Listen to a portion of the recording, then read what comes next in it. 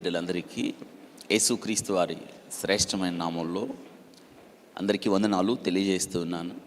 మరి చాలా ప్రాముఖ్యమైన మరొక సమయం, దేవుడు మనకిచ్చిన ఈ సమయాన్ని బట్టి మనం ప్రభుని ఎంతో స్తుతించాలి, ప్రభుని ఆరాధించాలి, ప్రభుని కొనియాడాలి. ప్రత్యేకంగా ఇవి మన లెక్కలో క్రిస్మస్ దినాలు.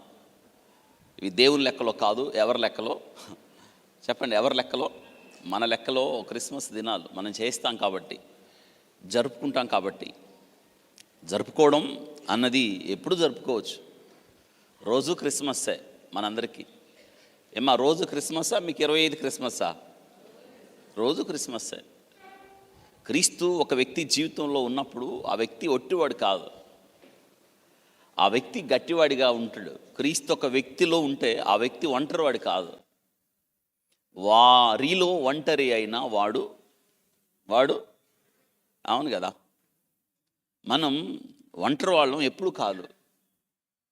క్రీస్తు మనతో ఉన్నాడు. ఆయన ఇమ్మానుయేలు దేవుడు. అందరు చెప్పండి, ఎవరైనా ఇమ్మానుయేలు దేవుడు. దేవుడు అప్పుడప్పుడు వచ్చి మనతో ఉండేవాడు కాదు. ఒకసారి ఒప్పందం జరిగితే, వివాహ ఒప్పందం,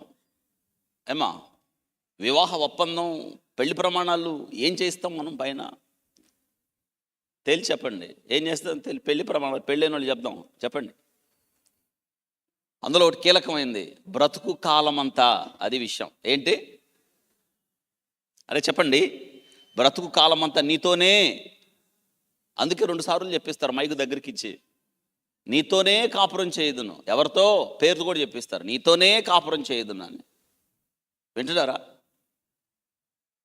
కలిసి జీవించటం, అంతేగాని అప్పుడప్పుడు నీతో కాపురం చేయిస్తానంటే ఎట్టుంటుంది? కాదు.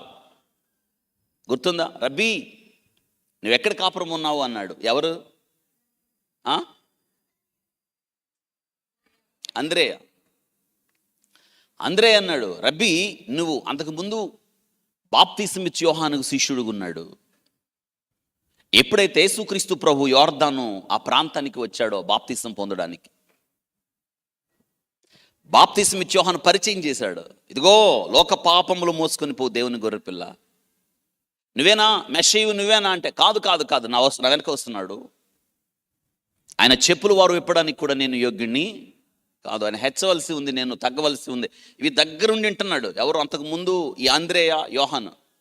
వీళ్ళిద్దరూ యేసుక్రీస్తుకి శిష్యులు కాకముందు బాప్తిసమిచ్చి యోహానుకు శిష్యులుగా ఉన్నారు వీళ్ళు. వెంటనే యేసుక్రీస్తు ఎప్పుడైతే బాప్తిసం పొందాడో వెంటనే వాళ్ళు ఏం చేశారు తెలుసా? వాళ్ళిద్దరు యేసును వెంబడిస్తూ ఒక ప్రశ్న, ఒక ఆలోచన వచ్చింది. రబీ, యేసయ్య వెళ్ళిపోతున్నాడు బాప్తిసం తీసుకొని, నీవు ఎక్కడ కాపురం ఉన్నావు అన్నప్పుడు యేసయ్య అన్నాడు, వచ్చారు, వెళ్ళారు, చూశారు, ఆ రోజు ఆయనతో ఉన్నారు. ఆ తర్వాత సాయంత్రానికి అర్థమైపోయింది ఆయన ఎవరని, మెస్సీయ అని. వచ్చి వెంటనే ఎవరిని పట్టుకెళ్ళిపోయాడు? రైట్, వాళ్ళ అన్నను పేతురుని తీసుకొని వెళ్ళిపోయాడు. మేము మెస్సీయని కనుగొన్నాం. ఈరోజు క్రిస్మస్లో చేయాల్సింది ఏంటంటే, మీ జీవితంలో మీరు ఎవరిని కనుగొన్నారో, ఎవరిని అనుభవించారో, ఎవరితో మీ జీవితాన్ని పంచుకుంటున్నారో, ఇప్పటిదాకా ఎవరితో మీరు కాపురం ఉన్నారో ఆ వ్యక్తిని లోకానికి పరిచయం చేయాలి. ఇది క్రిస్మస్ అంటే. ముఖ్యంగా ప్రతిరోజు చేయాల్సిందే. ముఖ్యంగా ఈ క్రిస్మస్ దినాల్లో మరింత ఎక్కువగా ప్రజలు చెవి యొగ్గి ఆలకిస్తారు. ఎందుకంటే క్రిస్మస్ కదా అని. కాబట్టి మనకి క్రిస్మస్ అనేది ఏం లేదు.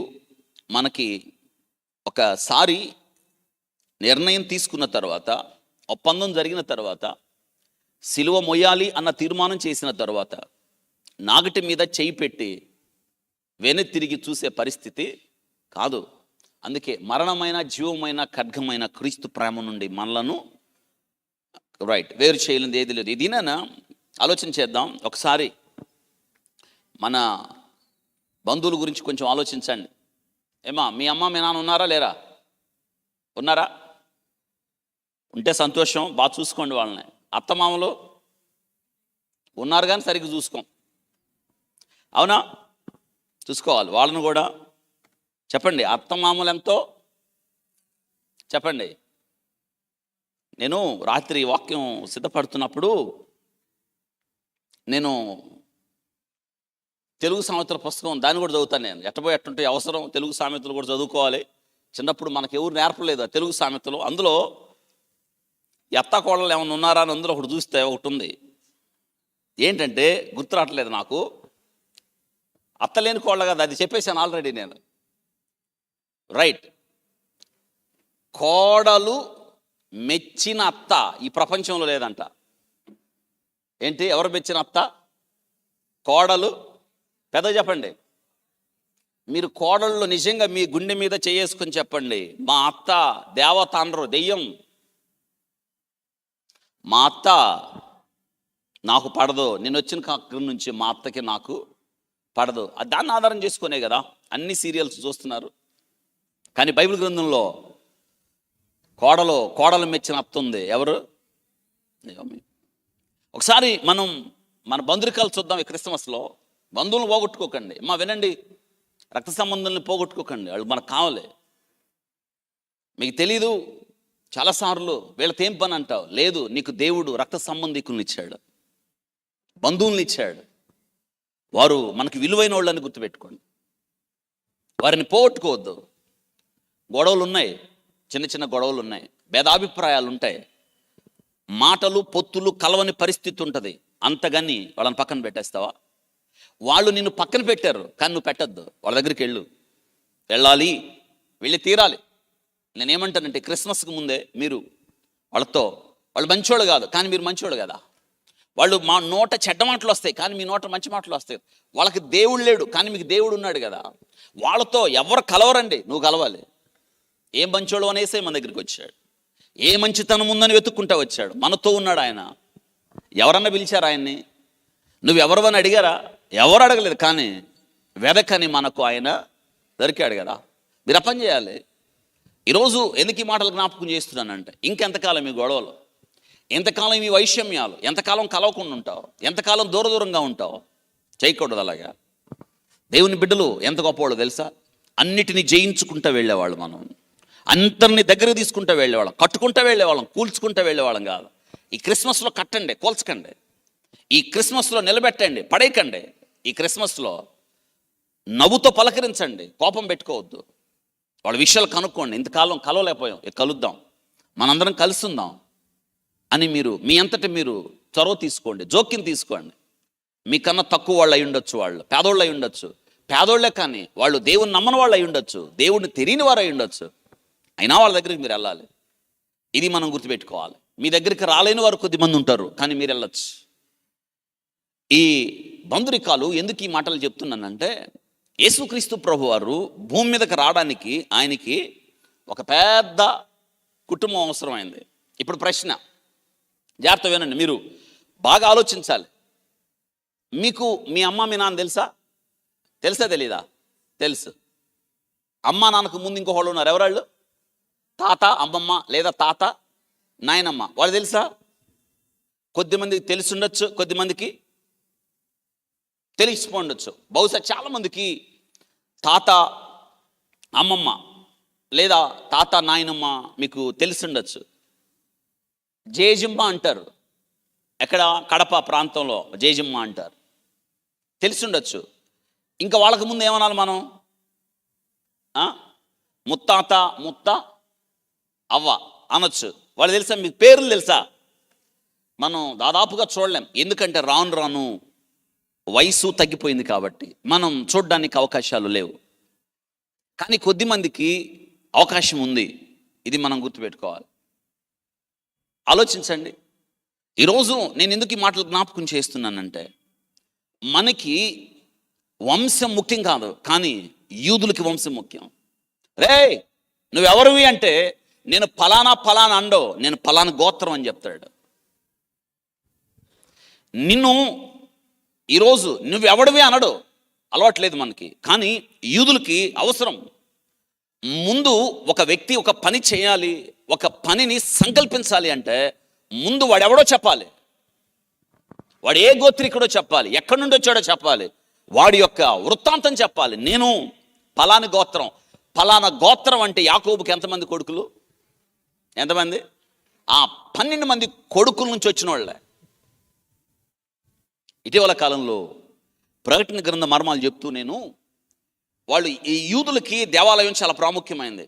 ఆ దేవాలయానికి యాజక ధర్మం చేసేది ఏ గోత్రం వాళ్ళు? రైట్, లేవి గోత్రం వాళ్ళే కదా. లేవి గోత్రం వాళ్ళు ఇప్పుడు వాళ్ళు క్రీస్తు శకం 70వ సంవత్సరం టైటస్ యెరూషలేమును నాశనం చేసినప్పుడు వాళ్ళకి సంబంధించిన ఆ ఆధారాలన్నీ కూడా రికార్డులు అంటారే అవన్నీ తగలబెట్టబడ్డాయి. ఏమీ లేవు. ఇప్పుడు ఎవరే గోత్రానికి చెందిన వాళ్ళో తెలియదు వాళ్ళకి. క్రీస్తు శకం 70 తర్వాత 1948 మే 14 దాకా తిరిగి దేశము సమకూర్చబడే వరకు వాళ్ళు ఎవరో తెలీదు. కానీ ఇప్పుడు దేవాలయం కట్టినప్పుడు దేవాలయంలో యాజక ధర్మం చేయడానికి ఏ గోత్రం వాడు కావాలి? ఇటీవల కాలంలో ఒక గొప్ప ఆసక్తికరమైన విషయం ఈ ప్రపంచంలో చోటు చేసుకుంది. మీరు గుర్తుపెట్టుకోండి, ప్రపంచంలో ఒక విషయం చోటు చేసుకుందంటే, ఒక వింత, ఒక ఆశ్చర్యం ఏదైనా చోటు చేసుకుందంటే ఇశ్రాయేలుకు సంబంధించిందే. బైబిల్ గ్రంథంలో అనేక జాతుల గురించి చదువుతాం. మీరు చూడండి, అనేక జాతులు ఉన్నాయి బైబిల్ గ్రంథంలో. ముఖ్యంగా కానాన్లో జాతులు కావచ్చు, మోయాబీలు కావచ్చు, అమ్మోనీలు కావచ్చు, ఇట్లాగా పెరుజీలు కావచ్చు, ఎబూసీలు కావచ్చు, ఇలాగ ఎన్నో మంది జాతుల పేర్లు చదువుతాం మనం. వాళ్ళు ఎవరు లేరు, ఏ జాతులు లేరు, అంతా కాలగర్భంలో అంతర్ధానం అయిపోయారు. కానీ ఒకే ఒక్కళ్ళు ఉన్నారు. ఎవరాళ్ళు? ఇశ్రాయేలు. వాళ్ళు ఇంకా ఉన్నారు. ఆదికాండం 12వ అధ్యాయంలో ప్రారంభమైన వారి జాతి యొక్క ప్రస్తావన నేటికి చెక్కు చెదరలేదు. ఎందుకంటే వారు దేవుని సంతతి కాబట్టి.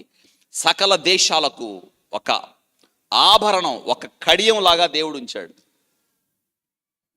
ఇశ్రాయేల్ లేని ప్రపంచాన్ని ఊహించలేం. ప్రపంచ నడిబొడ్డున తిప్పి తిప్పి చూస్తే 1 కోటి మంది జనాభా ఇశ్రాయేలీలు. ఇశ్రాయేలీలకి వారి వంశం చాలా ముఖ్యం. ఇటీవల కాలంలో వాళ్ళకి ఆలయం కట్టబడడం, ఆ తర్వాత ఆలయంలో తిరిగి బలులు నైవేద్యాలు అర్పించటం, ఆ బలి అర్పించడానికి ఎర్ర పెయ్య అది కనుగొనడం. అయి ఇశ్రాయేలీల అరణ్యంలో దేవుడు ఎర్ర పెయ్యను వధించి బూడిదను సిద్ధం చేసి పెట్టుకోమన్నాడు. దాని మీద ఒక వీడియో చేశాను, 1.5 గంటల వీడియో ఉంది. అది కనుక్కున్నారు. యాజక ధర్మం చేయడానికి లేవి గోత్రాన్ని కనుక్కున్నారు. ఆ తర్వాత మందసం దొరికింది ఇప్పుడు వాళ్ళకి. ఇప్పుడు వాళ్ళ ఆలయం కట్టడం ఒక్కటే వారి ముందు ఉన్న ఒక కీలకమైన పెద్ద ప్రాజెక్ట్. అది వాళ్ళు అంతర్గతంగా చర్చలు జరిపారు ఆలయం కట్టడానికి. 3వ ప్రపంచ యుద్ధానికి దారితీసే పరిస్థితులు ఇవే. ఆ ఆలయం కూడా సొలొమోను యొక్క నమూనా, దేవుడు ఇచ్చిన నమూనా. ఆ నమూనాకు ఆధారం ఏమిటి అంటే, దేవుడు మోషేకి ఇచ్చిన కొండ మీద నమూనా ప్రత్యక్ష గుడారం, దాన్ని అనుసరించే దేవాలయం, దేవాలయాన్ని అనుసరించే పరలోక పట్టణం. ఇదంతా కూడా ఒకదానికొకటి పోలికను ఉంటాయి. నేను ఆ విషయాలు కూడా చెప్పాను, వింటున్నారా? కాబట్టి ఇప్పుడు ఎందుకు ఇవన్నీ నేను జ్ఞాపకం చేస్తున్నానంటే, మత్తయి సువార్త మత్తయి సువార్త వారికి 25 వచనాల మొదటి అధ్యాయం. మత్తయి సువార్త మొట్టమొదటి అధ్యాయం.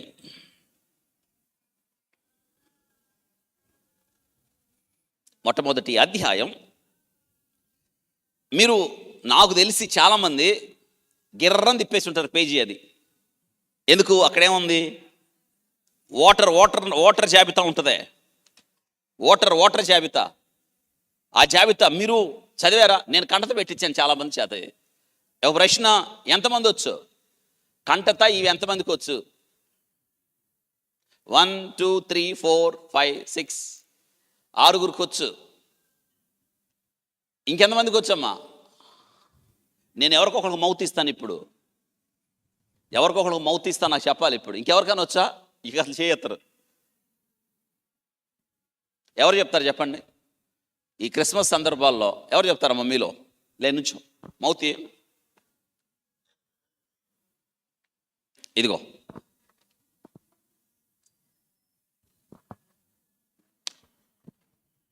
అందరికీ వందనాలు.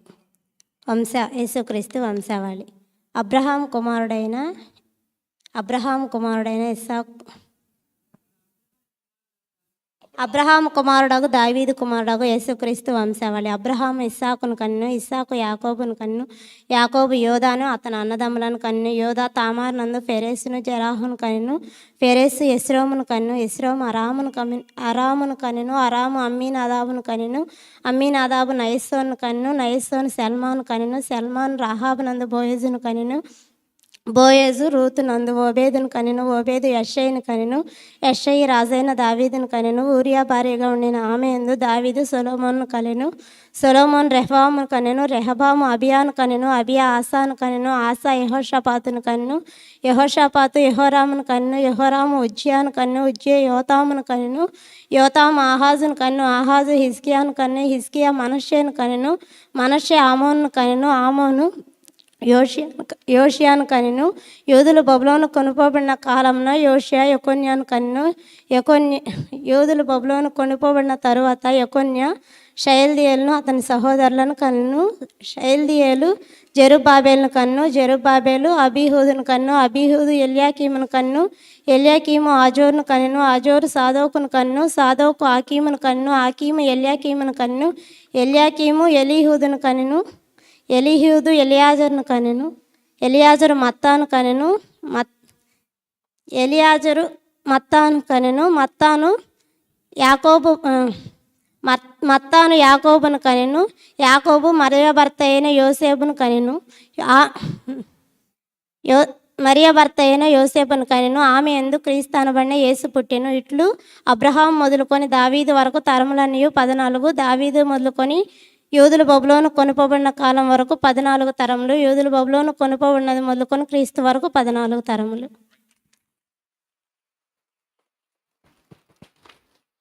చాలా సంతోషం, నైస్.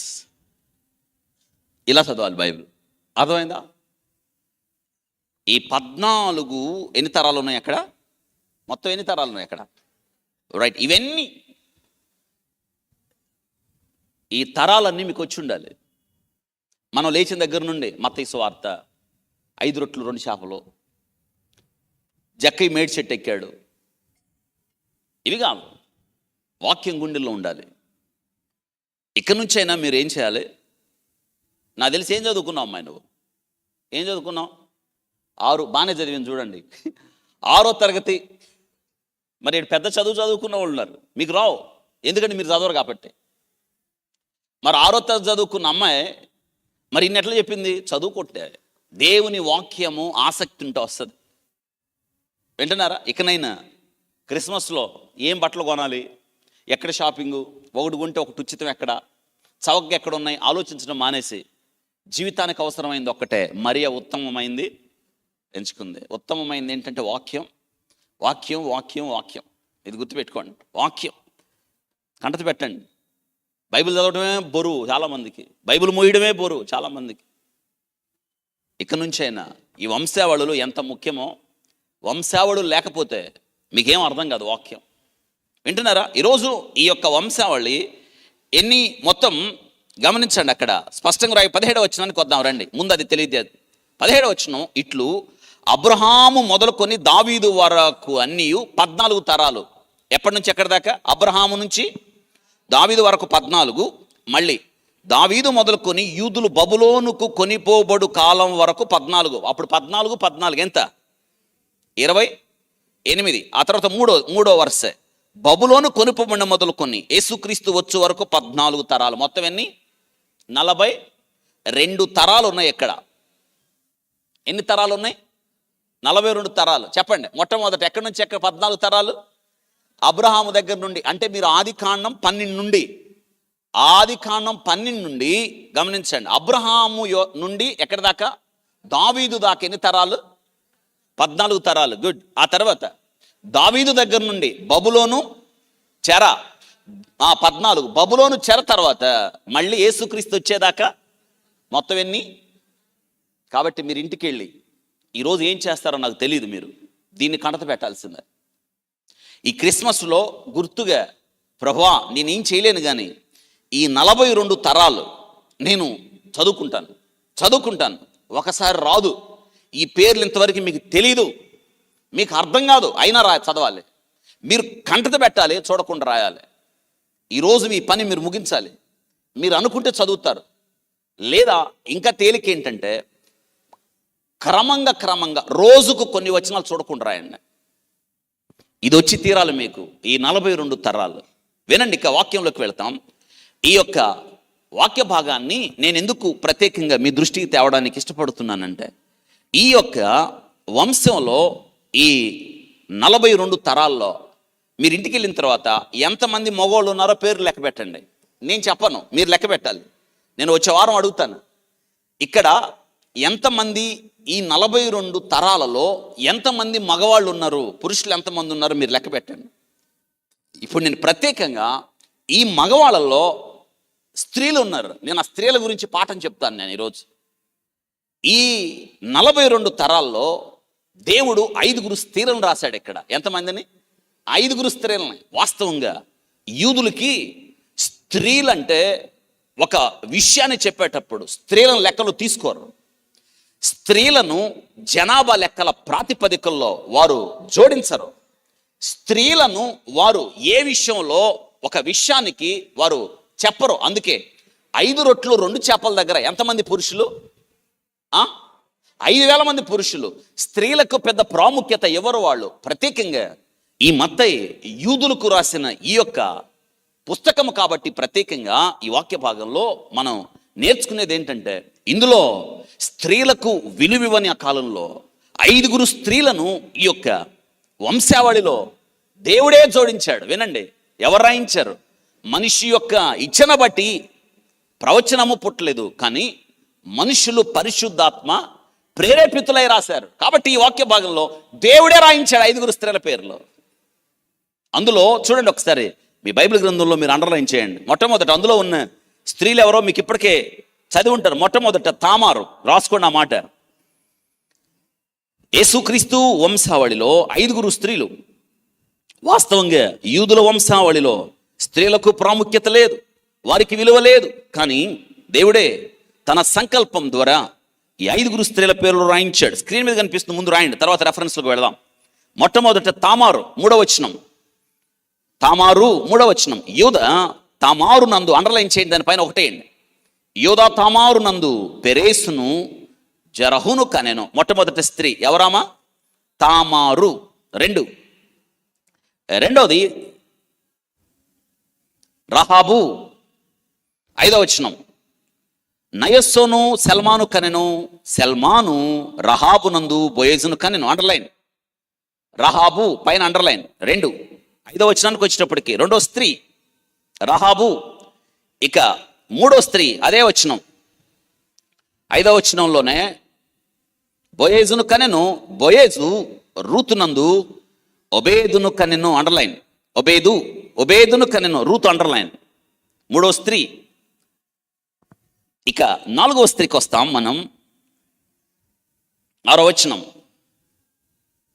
యెషై రాజైన దావీదును కనెను. ఇక్కడ బెత్షెబ పేరు రాయబడలేదు, కానీ ఊరియా భారీగా ఉండిన ఎవరామా? బెత్షెబ. మీకు గుర్తుండని రాసుకోండి పైన. బెత్షెబ ఊరియా భారీగా నుండిన ఆమె యందు దావీదు సొలొమోను కనెను. ఊరియా భార్య. 4వ స్త్రీ బెత్షెబ. ఇక చివర 5 మరి గురించి మనం ఎన్నోసార్లు ధ్యానం చేశాం. మరియా 16వ వచనంకి వస్తాం మనం. యాకోబు మరియా భర్త అయిన యేషోబును కనెను. చూడండి, యాకోబు మరియా భర్త అయిన యేషోబును కనెను. ఆమె యందు అద్భుతమైన విషయం, అది అండర్లైన్ చేయండి. ఆమె యందు. మిగతా వచనాలకి ఈ వచనానికి తేడా. మిగతా ఏ వచనాల్లో వినండి ఈ యొక్క పదం ఉండదు.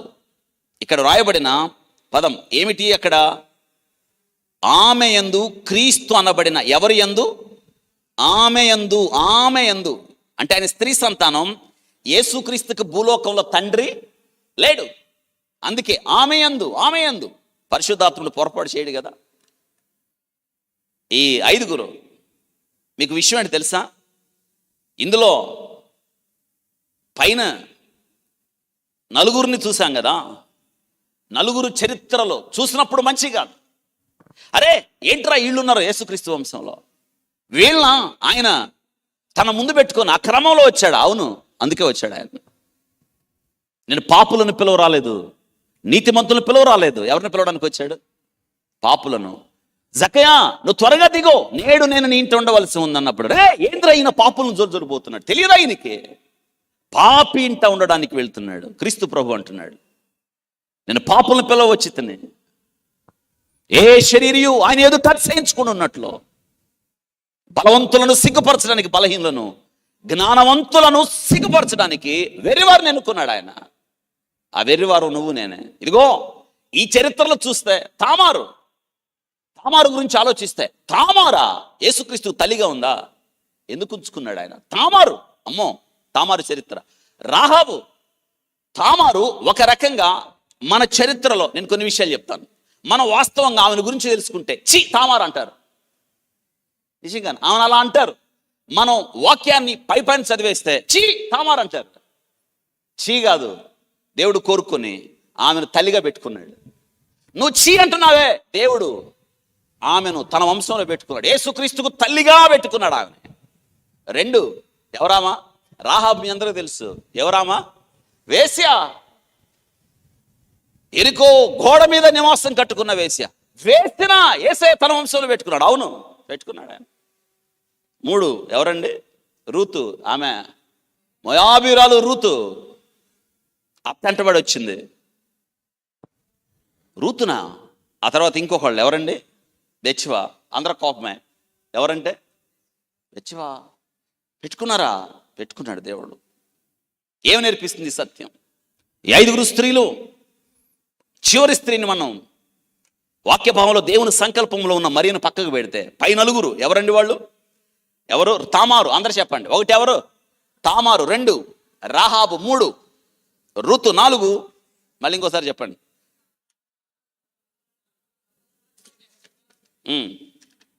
ఇక్కడ ఆలోచించండి. వంశవృక్షాలు ఎందుకు ఇదంతా అంటే చాలా ముఖ్యం యూదులకి. ఇందాక చెప్పాను కదా, ఈ వంశ వృక్షాలు యూదులకు ఎంత ముఖ్యం అంటే అర్థం చేసుకోండి. వాళ్ళ యొక్క జీవితం అంతా కూడా, వారి యొక్క కుటుంబ వ్యవస్థ అంతా కూడా, వారి యొక్క ప్రతిష్ఠ అంతా కూడా ఈ వంశంలోనే ఉంది. అందుకే గోత్రాలు చెప్తారు వాళ్ళు. గోత్రాలు మించి మనం తెలుసుకోవాల్సిన ప్రాముఖ్యత ఏమిటంటే, ఈ గోత్రాలు వారికి ఎందుకు అంటే అర్థం చేసుకోండి. యేసుక్రీస్తు ప్రభువారు ఆదికాండం 3వ అధ్యాయం 15వ వచనంలో ఆయన స్త్రీ సంతానం లోకానికి రావాలి కదా. లోకానికి రావాలి అంటే వినండి, లోకానికి రావాలి అంటే యేసయ్యకి తల్లిదండ్రులు వద్దా? యేసయ్యకి తల్లిగా ఉండాలి కదా. తండ్రిని పక్కన పెట్టండి, యేసుక్రీస్తుకి తండ్రి లేడు ఈ లోకంలో. అందుకే కదా మరియా పరిశుద్ధాత్ముడు నిన్ను కమ్ముకుంటాడు. నువ్వు పరిశుద్ధాత్మ ద్వారా నువ్వు గర్భాన్ని ధరిస్తావు. తండ్రిని పక్కన పెట్టండి. ఇప్పుడు మరీ కావాలా వద్దా? యేసయ్యకి మరీ కావాలి. యేసుక్రీస్తును పెంచడానికి, సంరక్షకుడుగా ఉండడానికి తండ్రి కావాలా వద్దా? మరి వీళ్ళు ఎక్కడి నుంచి రావాలి? ఆయన మనుషులో ఉండాలి కదా. అందుకే చూడండి, ఈ మరియా యేషేవులు వచ్చిన ఆ జాతి, ఆ వర్గం లేదా గోత్రం ఏంటి? ఎవరి గోత్రం? యేసయ్య ఏ గోత్రంలో వచ్చాడు? యూదా గోత్రం నుంచి వచ్చాడు. ఆ యూదా గోత్రం మొదలవ్వాలంటే ఎవరు కొడుకులాళ్ళు? ఎవరు కొడుకులు? యూదా ఎవరు కొడుకు? రైట్, యాకోబు కొడుకు. యాకోబు ఎవరు కొడుకు? ఇస్సాకు ఎవరు కొడుకు? అబ్రహాము. ఆదికాండం 12వ అధ్యాయంలో మొదలు పెట్టాడు దేవుడు పని చేయడం. ఎన్నో అధ్యాయంలో? 12వ అధ్యాయంలో మొదలు పెడితే గలతీ పత్రిక 4:4 అనగా ఆదికాండం 1వ అధ్యాయంలో అక్కడ మొదలు పెట్టినప్పుడు యేసయ్య శరీరధారిగా వచ్చి భూమి మీద పుట్టాడు. ఇంత పని జరిగింది. అర్థమైందా? ఎవరికి తెలుసండి? బైబిల్ చదవకపోతే యేసయ్య ఎక్కడొచ్చాడో, ఈ వంశం నీకు తెలియకపోతే యేసయ్య ఎక్కడి నుంచి మొదలు పెట్టాడో తెలియదు, ఎక్కడి నుంచి వచ్చాడో తెలియదు. కాబట్టి అందుకే మెషయా ఈ లోకానికి రావడం, యేసుక్రీస్తు వారి లోకానికి రావడం అనేది ఒక వంశ వృక్షం. మనకు కూడా చూడండి, మన అమ్మ నాన్న తెలుసు, మన తాత జేజమ్మ తెలుసు, లేదా వాళ్ళకి పైనోడు తెలుసు, 3 తరాలు తెలుసు. కానీ దానికి ముందు ఏం తెలియదు? 4వ తరం మనకి దాదాపుగా తెలియదు. అర్థమైందా? ఇక్కడ మీరు మత్తయి సువార్త 1వ అధ్యాయం 17 వచనాలు చదువుకున్నాం కదా మనం. లూకా సువార్త ఇక్కడ కూడా, లూకా సువార్త మీరు ఇంటికి వెళ్ళిన తర్వాత చదవండి. ఇది ఏమి లేదు, ఇక్కడ అబ్రహాము దగ్గర నుండి మొదలు పెట్టాడు, అక్కడ ఇది ముందు నుంచి ఉంది, అది వెనక నుంచి వస్తాం మనం. అక్కడ మీరు అది కూడా చదువుకోండి, రెండు ఒకటే. కాకపోతే అక్కడ కొన్ని పేర్లు మత్తయి కొన్ని పేర్లు రాయలేదు, అక్కడ కొన్ని పేర్లు రాయబడ్డాయి.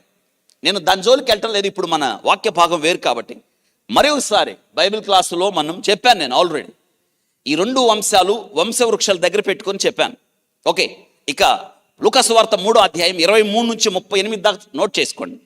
ఇక్కడే నోట్ చేసుకోండి, మత్తయి సువార్తలోనే బైబిల్ గ్రంథం నోట్ చేసుకోండి. లూకా సువార్త 3వ అధ్యాయం 23 నుంచి 38 వచనాలు. రెండిట్లో ఒకటే, బోత్ ఆర్ యాక్యురేట్, రెండు ఒకటే. దేవుని యొక్క సర్వశక్తిని చూపిస్తూ ఉన్నాయి. ఈ వంశం చూడండి, గాడ్స్ టైమింగ్ ఈజ్ పర్ఫెక్ట్. ఈ వంశవృక్షం ఏం తెలియజేస్తుందంటే దేవుని సమయం యాక్యురేట్. దేవుడు ఒక్క క్షణం ముందు కానీ ఒక్క క్షణం ఆలస్యంగా కానీ పనిచేయడు, తెలుసా? అర్థం చేసుకోండి. నీ జీవితంలో కూడా అంతే. నీ జీవితంలో ఎప్పుడు ఏది జరగాలో దేవుడికి బాగా మీకు తెలుసా? మలాకి గ్రంథం తర్వాత, మలాకి గ్రంథం పరిశుద్ధ గ్రంథంలో ఎన్నో పుస్తకం? 39. ఇక 40వ పుస్తకం అంటే కొత్త నిబంధనలో మొదటి పుస్తకం. ఏంటది?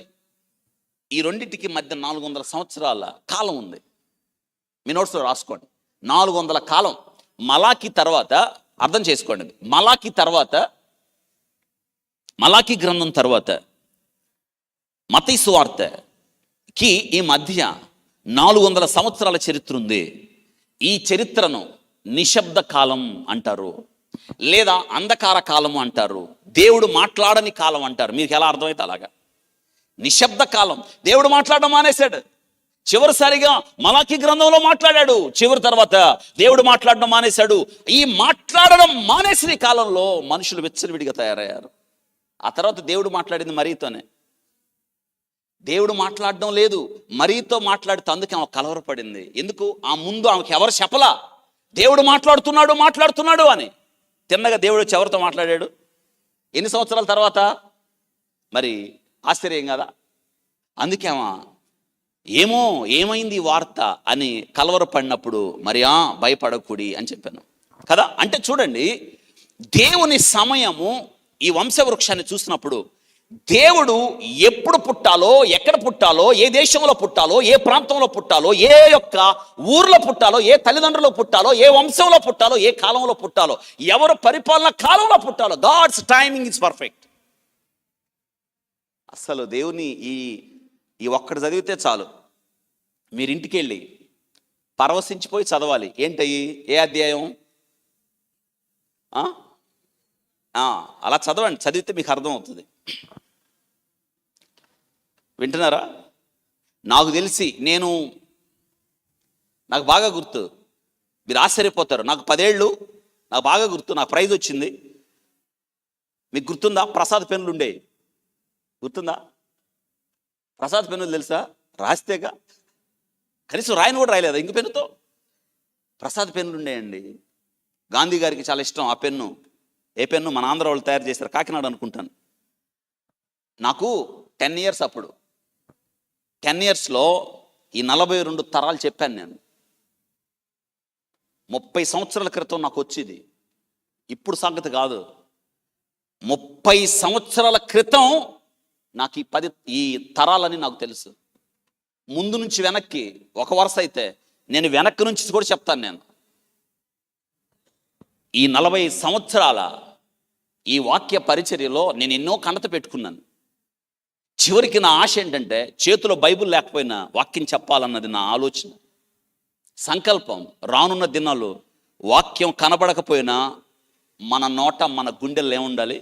అందుకే నా జీవిత కాలంలో బ్రతుకున్నంత కాలం, నేను బ్రతికున్నంత కాలం దావీదు అన్నాడే, నా శ్వాస ఉన్నంత కాలం నీ వాక్యంతోనే బ్రతుకుతాను అన్నట్టు. మరియా ఉత్తమమైనది ఎన్నుకుంది. నేను ఈరోజు చెప్తున్నాను మీకు, చదవండి అని. ఇది నేను నేర్చుకుని ఇప్పటికి దాదాపు 30 సంవత్సరాలు దాటిపోయింది. మీరు ఆలోచించండి, గాడ్స్ టైమింగ్ ఈజ్ పర్ఫెక్ట్. దేవుడు వాగ్దానం చేశాడు స్త్రీ సంతానానికి. అవును, కాలం వచ్చేసింది. దేవుడు తన వాగ్దానాన్ని నిరర్ధకము చేయవాడు కాదు. ఏదైనా తోటలో మానవాళికి ఇచ్చిన వాగ్దానం, అబ్రహాముని పిలిచి నీలో నుండి రాజులు వస్తారని చెప్పినప్పుడు ఆ వాగ్దానం, ఎవరా రాజు? యేసుక్రీస్తు ప్రభు. మించి నక్షత్రము యాకోబులో, ఎవరు చెప్పారు ఆ ప్రవచనం? గుడ్, బిలాము చెప్పాడు. యాకోబులో నుంచి వస్తాడు ఆయన. యాకోబు యూదా గోత్రం నుండి క్రీస్తు ప్రభు వస్తాడు. ఏమనుకుంటున్నారు క్రిస్మస్ అంటే? క్రిస్మస్ అంటే 25 వచ్చింది పండగ చేసుకుందాం కాదు. ఇంత చరిత్ర ఉందని వెనక. ఈ చరిత్ర నువ్వు చెప్పగలగాలి. ఈ చరిత్ర నువ్వు నిలబడి ధైర్యంగా చెప్పాలంటే ఈ వంశాలు నీకు వచ్చి ఉండాలి. ధైర్యంగా చెప్పాలి. ఇదిగో యేసుక్రీస్తు ప్రభు కాల పట్టికలో ఇదిగో ఇక్కడ ఉన్నాడు ఆయన. మార్కు చేతి చూపించాలి. ధైర్యంగా చెప్పాలి. ఎదుటివాడు నోరు మూపించాలి. ఇది ఎందుకు చెప్పాడు తెలుసా? దేవుడు మానవుడిగా ఈ వంశంలో వచ్చాడు, ఈ క్రమంలో వచ్చాడు. మీరు ఇదంతా చదువుతున్నప్పుడు దేవుడు ఏమయ్యాడని అర్థమవుతుంది? మానవుడు అయ్యాడు. అందరు చెప్పండి, ఏమయ్యాడు ఆయన? అది చెప్పడానికి ఇంకొక విషయాన్ని నేను చెప్పాలి. ఇదంతా చరిత్రలో ఉన్నారు వీళ్ళందరూ. ఉన్నారా లేదా? అబ్రహాము చరిత్రలో ఉన్నాడు లేదా? మరి అబ్రహాము చరిత్రలో ఉంటే అబ్రహాము కుమారుడైన దావీదు కుమారుడైన యేసుక్రీస్తు ఎక్కడున్నాడు? చరిత్రలో. చారిత్రక పురుషుడు, చరిత్రలో ఉన్నాడు ఆయన. చరిత్ర అర్థమవుతుంది. The tremendous humility of Christ Jesus. యేసుక్రీస్తు ప్రభు చూడండి ఇక్కడ వాక్య భాగంలో ఈ వంశ క్రమాల్లో ఈ మనుషుల్ని తనకు తండ్రులుగా చేసుకొని వచ్చాడు ఆయన. ఆ వంశంలో వచ్చాడు. ఎంత తగ్గింపు! బైబిల్ ఒక వాస్తవికత. కాబట్టి ఈ వంశాలు మనం చాలాసార్లు ఈ వంశాలను నెట్టేసుకుంటూ వెళ్తాం మనం. ఏముందులే అని. కానీ కాదు. ఈరోజు ఈ యొక్క వంశం వాళ్ళందరినీ చెప్పచ్చు. ప్రతి ఒక్క వ్యక్తిని, ఈ వంశంలో ఉన్న ప్రతి ఒక్క వ్యక్తిని మనం చదువుకోవచ్చు.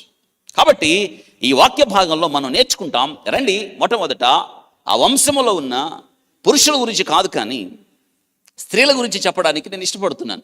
ఎందుకంటే మనం అంతవరకే నేర్చుకోగలం. మీరు ఇంటికి వెళ్ళిన తర్వాత వారి వంశాలు, వారి జీవిత విధానాన్ని మీరు జ్ఞాపకం చేసుకోవడం మంచిది. మొట్టమొదట ఎవరి గురించి తెలుసుకోవాలి మనం? తమారు. మొట్టమొదట 3వ వచనంలో యూదా తామారు నందు పెరేసును జరహును కనెను. జాగ్రత్త వినండి. ఎవరంట? యూదా తామారు నందు. విచిత్రం ఏంటో తెలుసా? మనం ఆలోచించినప్పుడు ఈ యొక్క వాక్య భాగాల్లో దేవుడు ఎందుకు వీళ్ళని రాయించాడు ఈ స్త్రీలని? నిజంగా వాళ్ళందరూ చరిత్రను బట్టి చూస్తే మనకి చరిత్రహీనులుగా కనిపిస్తారు, అయోగ్యులుగా కనిపిస్తారు, అపాత్రులుగా కనిపిస్తారు. ఇదేంట్రా, దేవుని వంశంలో వీళ్ళున్నారు. వాళ్ళు ఉన్నారు కాబట్టి ఆ తర్వాత ఆయన వంశంలో మనం ఉన్నాం. తెలుసు ఇప్పుడు ఎవరి పిల్లలం మనం? ఎవరి పిల్లలు? దేవుని పిల్లలమా కాదా? మరి దేవుని పిల్లలకి ఎలా పిలవబడ్డావు? మంచోళమా మనం? ఏమన్నా గొప్పవాళ్ళమా? అస్సలు మంచోళం కాదు, అస్సలు గొప్పవాళ్ళం కాదు. కానీ మనం ఆయన ఏమని పిలుస్తున్నాం ఇప్పుడు? దేవుని పిల్లలుగా పిలువబడుతున్నాం. అబ్బా తండ్రి అని పిలువబడుతున్నాం. ఇక్కడ వినండి, మొట్టమొదట ప్రస్తావించబడిన స్త్రీ. దేవుడు చూడండి ఎంత గొప్పవాడో. 2 పుస్తకాలు ఉన్నాయి స్త్రీలకి. ఏంటయ్యి? ఎస్తేరు. గుడ్. 2 పుస్తకాలతో పాటు దేవుడు మీకు ఇచ్చిన గొప్ప ఆధిక్యత ఏంటి? ఆయన వంశంలో ఎంతమంది స్త్రీలు ఉన్నారు? 5 స్త్రీలు. కాబట్టి ధైర్యంగా ఉండొచ్చు, బాగా పండగ చేసుకోవచ్చు. ఎందుకు? ఇంటికి వెళ్ళి చెప్పండి, మేము ఇప్పటిదాకా 2 పుస్తకాల్లో ఉన్నాం అనుకుంటున్నాం. ఈరోజే తెలిసింది. ఏంటి? ఈరోజు మాకు సంతోషం. యేసుక్రీస్తు వంశంలో మేము ఎంతమంది ఉన్నాం? 5 ఉన్నాం. కాబట్టి ఈ రోజుకు నువ్వు వంట చేయి, నేను బైబిల్ చదువుకుంటాను అనండి, పర్లేదు. 5 స్త్రీలు. మొట్టమొదట తామారు. మీకు ఒక విషయం తెలుసా? తామారు ఆ యోధ అనేవాడికి ఏమైందో తెలుసా? కోడలు మామతో బిడ్డలను కనేసింది. ఇదేంట్రా? అవును, కన్నది. మనకి ఇది చూసినప్పుడు ఇది జరిగింది. మనకి చాలాసార్లు బైబిల్ గ్రంథంలో లోతుగా వెళ్ళి చూస్తే కానీ అర్థం కాదు. వాస్తవంగా ఆ అధ్యాయం చదివితే అరే కోళ్ళు ఎంత పని చేసిందిరా, మంచిది కాదు, తామారు అంట. తామారు ఇక్కడ ఎవరన్నా ఉన్నారా? తామారు అని పేరు గలవాళ్ళు. మా నాయనమ్మ, మా నాన్న వాళ్ళ అమ్మ, ఆమె పేరు ఇదే పేరు. ఏం పేరు తెలుసా? భక్తి, విశ్వాసం, పరవశం. వాళ్ళలోనే చూడాలి. బైబిల్ లేకుండా బైబిల్ చెప్పిందామా? తెలుసా? ఎంత తెల్లగా ఉంటుందంటే ఆమెను అందరూ ఫారినర్ అనేవాళ్ళు. ఏమనేవాళ్ళు? తెల్లగా ఉండేది. కొంచెం కూడా రాలా నాకు ఆ కలరు, వచ్చిన బాగుండేది. ఎంత తెల్లగా ఉండేదో ఏంటో అసలు ఆశ్చర్యం. ఆమె మా తాతయ్య ఇద్దరు హయ్యర్ అఫీషియల్స్ బ్రిటిష్ గవర్నమెంట్లో పనిచేశారు. ఆమె పేరు తామర్. ఆ పేరుకు తగ్గట్టే అంత చక్కగా ఆమె. చచ్చిపోయేదాకా మీకు ఆశ్చర్యం, ముఖం ముడతలు పడలేదు ఆమెకి. నేను 10వ తరగతిలో ఉన్నప్పుడు మా నాయనమ్మ చనిపోయింది. నాకు తెలిసి భక్తిని నేను మా నాయనమ్మ మా తాతయ్య దగ్గర, నేను చిన్నప్పుడే మా అమ్మ మా తాతయ్య చచ్చిపోయారు, మా నాయనమ్మ మా తాతయ్య బ్రతుకున్నారు, నా తల్లిదండ్రుల దగ్గర నేర్చుకున్నాను. బైబుల్ లేకుండా బైబుల్ చెప్పడం నేను వాళ్ళ దగ్గర నేర్చుకున్నాను. మా నాయనమ్మ పేరు తామారు. తామారు అంటే ఈత చెట్టు లేదా తాటి చెట్టు లేదా ఖర్జూరపు చెట్టు, ఇదంతా ఒకే వంశానికి ఒకే ఫ్యామిలీకి చెందినవి, కుటుంబానికి. ఆ ఈత చెట్టు లేదా ఆ యొక్క ఖర్జూరపు చెట్టు నిజంగా నేను మా నాయనమ్మలో చూశాను, తామారులో. ఈ తామారుకు ఆ పేరుంది. వినండి, ఆశ్చర్యకరమైన విషయం ఏంటంటే మామతో బిడ్డను కన్నది. విచిత్రం ఏంటో తెలుసా? ఆ మామకి ఈమెతో బిడ్డను కన్న సంగతి ఆయనకి ఏం జరిగిందో కథ చెప్తాను, వినండి, జాగ్రత్త అర్థం చేసుకోండి. మీరు ఇది అర్థం అవ్వాలంటే ఆదికాండం 38కి వెళ్దాం. ముందు అది ఏం జరిగిందో వినండి. యూదా ఎన్నో కొడుకు? 4వ కొడుకు. ఒక్కసారి స్క్రీన్ మీద మీరు ఆ వంశం చూద్దాం. యాకోబు 12 మంది కొడుకులు. 12 మంది. రూబేన్ పెద్దోడు, 2 షిమ్యోను, 3 లేవి, 4 యూదా, 5 జెబూలును, ఇసాకారు, దాను, గాదు, ఆషేరు, నప్తాలి, యేషేబు. బైబిల్ గ్రంథంలో చివరి మ్యాపుల్లో ఉంటాయి వరుసగా. ఈయన చదవండి. ఈ 12 మంది లేకపోతే మీకు అర్థం కాదు అక్కడ. ఈ 12 మంది వినండి, ఈ 12 మంది యాకోబు కొడుకులు. ఇందులో యేసుక్రీస్తు రావాల్సిన వంశం ఎన్నో వంశం? 4. యోధా. యోధా అనేవాడు ఏం చేశాడంటే తన సహోదరుల దగ్గర నుండి వెళ్ళి వేరే ప్రాంతంలో నివసించాడు. వయసుకు వచ్చాడు, పెద్దోడయ్యాడు. తన సహోదరుల నుండి లేచి వేరే చోటకి వెళ్ళి ఏం చేశాడంటే అక్కడ ఒక కానాను స్త్రీని పెళ్లి చేసుకున్నాడు. ఎవరిని? కానాను. అసలు కానాను వాళ్ళని పెళ్లి చేసుకోకూడదు, వాళ్ళు మంచోడు కాదు, వావి వరుసలు లేవు. కానీ ఈ యొక్క యోధా అనేవాడు కానాను స్త్రీని పెళ్లి చేసుకున్నాడు. ప్రభు చాలా స్పష్టంగా చెప్పాడు, దేవుడు, కానాను స్త్రీలని మీరు పెళ్లి చేసుకోవద్దు, వద్దు, వాళ్ళతో పొత్తొద్దు. అందుకే కదా అబ్రహాము తన కొడుకు పెళ్లి చేయాల్సి వచ్చినప్పుడు కన్నాడు, వద్దు, ఏ ప్రజల మధ్య నేను కాపురం ఉన్నానో వాళ్ళు వద్దు. ఎలియాజర్ని పిలిచి అన్నాడు, ఎవరిని పెళ్లి చేయి వెళ్ళి? నా స్వజనుల దగ్గర అన్నాడు. ఎందుకో తెలీదు, ఈ యొక్క యోధా వెళ్ళి కానానీయురాలను పెళ్లి చేసుకున్నాడు. కానానీయురాలను పెళ్లి చేసుకుంటే వాళ్ళకి విగ్రహారాధికులు, దేవుడంటే భయం లేదు, వావి వరసలు లేవు, వాళ్ళ బ్రతుకు మంచిది కాదు, చెడ్డోళ్ళు. ఈ యొక్క యోధా పోయి పెళ్లి చేసుకున్నాడు. పెళ్లి చేసుకుంటే 3 కొడుకులు పుట్టారు. జాగ్రత్త వినండి, ముందు కథగా వినండి, మీకు అది అర్థం అవ్వాలి. మిగతా స్టోరీలు మీకు తెలుసు. 3 కొడుకులు పుట్టారు. ఎంతమంది కొడుకులు? 3 కొడుకులు. స్క్రీన్ మీద చూడండి. ఆ 3 కొడుకుల పేర్లు ఏమిటంటే మీరు రాసుకోండి. ఆ 3 కొడుకులు ఒకడో 1 2 3 3 పుట్టేశారు, ఒకటి తర్వాత ఒకడు. ఒకటి మొదటోడు పుట్టాడు, ఏరు. ఏం పేరు వాడి పేరు? త్వరగా రైట్, ఇది రాసుకోండి. 3 కొడుకులు పుట్టారు. ఆ యోధా వెళ్ళి కానాను స్త్రీ ఎవరు కుమార్తె పేరు రాయబడలేదు, షూయా కుమార్తెను చేసుకున్నాడు. గుర్తుపెట్టుకోండి. మళ్ళీ వెనక్కి వస్తాను, స్లైడ్స్ వస్తాను, మీరు ముందు అర్థం చేసుకోండి. ఎంతమంది యోధాకి ఎంతమంది కొడుకులు పుట్టారు? ఆమెను పక్కన వదిలిపెట్టండి, ఆ షూయా కుమార్తెని. ఆ యోధాకి ఎంతమంది కొడుకులు పుట్టారు? 3. మొదటోడు ఎవరు? ఏరు. 2 ఓనాను. 3 షెల. 3 కొడుకులు పుట్టారు. మీరు అప్పుడే రాయటం మొదలు పెడితే అట్లా నేను మళ్ళీ వెనక్కి వస్తాను, మీకు అర్థం అవ్వలేదు. 3 కొడుకులు పుట్టారు. వినండి, మళ్ళీ జ్ఞాపకం చేస్తాను. యోధా యాకోబు 4వ కొడుకు పోయి కానాను స్త్రీని పెళ్లి చేసుకున్నాడు. బైబిల్ ప్రకారం కానాను స్త్రీని పెళ్లి చేసుకోకూడదు, చేసుకున్నాడు. 3 కొడుకులు పుట్టారు. ఆ 3 కొడుకులు మొట్టమొదటి పేరు ఏరు, 2వ పేరు ఓనాను, 3వ షెల. ఆ తర్వాత ఏం జరిగిందంటే వీళ్ళు పెద్దోళ్ళు అయ్యారు, కొడుకులు పెద్దోళ్ళు అయ్యారు. పెద్దోళ్ళు అయితే పెళ్లి చేయాలి లేదా? తండ్రి ఏం చేశాడంటే మళ్ళీ పెద్దోడి పేరు ఏం పేరు? ఏరు అనేవాడికి మళ్ళీ కానాను స్త్రీని తెచ్చి పెళ్లి చేశాడు. ఆ తెచ్చిన కానాను స్త్రీయే ఎవరు? తామారు. అర్థమైందా? కోడలుగా మళ్ళీ కానాను స్త్రీని తెచ్చుకున్నప్పుడు ఏమైందంటే వాళ్ళిద్దరికి పెళ్ళయింది. ఎవరికి? పెద్ద కొడుకు ఏరుకి తామారుకి పెళ్ళైతే వాక్యం రాయబడింది, ఆ ఏరు అనేవాడు ఉన్నాడే వాడు పరమ భయంకరుడు. ఎవరి దృష్టిలో? దేవుడు అని చంపేశాడు. వినండి, వాడు ఏం చేస్తే దేవుడు చంపాడో బైబిల్ గ్రంథంలో రాయబడలేదు. కానీ దేవుడు ఒక వ్యక్తిని చంపుతాడా? చంపడు. అంటే దేవుడు ఎంత అవకాశం ఇచ్చినా వాడు బాగవ్వలేదు. అందుకే దేవుడు వాడు ఉండడం అనవసరం అనుకున్న వాడిని చంపాడు. వాడు ఉండడం నష్టం అనుకున్నాడు. మొట్టమొదట ఏరు అనేవాడు పెద్ద కొడుకుని దేవుడు చంపాడు, చచ్చిపోయాడు. యోధా సాంప్రదాయం ప్రకారం భర్త చచ్చిపోయాడు అనుకోండి, భర్త తమ్ముళ్ళు మరిదేగా అయ్యేది, అదేగా అయ్యేది. అంతేనా? మరిది వివాహం చేసుకుని బిడ్డల కనాల వంశాన్ని నిలబెట్టాలి. మళ్ళీ చెప్తున్నాను, వంశము నిలబడడం అనేది యూదులకు చాలా ముఖ్యం. ఏరు చచ్చిపోయాడు, దేవుడు చంపేశాడు. ఆ తర్వాత యూదా సాంప్రదాయం ప్రకారం, ఈ యొక్క యూదుల సాంప్రదాయం ప్రకారం ఇప్పుడు పాపం ఆమె విధవరాలు అయింది కదా. ఎవరు? తామారు. తమ్ముడికి ఇచ్చి చేశారు. తమ్ముడి పేరు ఏం పేరు? రెండోవాడి పేరు ఓనానికి ఇచ్చి పెళ్లి చేశారు. ఈ ఓనాను వాడు ఒక పనికి మనల్ని పని చేశాడు. వివాహం అయిన తర్వాత బిడ్డలను కనకుండా వాడు కుటుంబ నియంత్రణ పాటించాడు. బిడ్డలను కనాలా లేదా? కనాలి.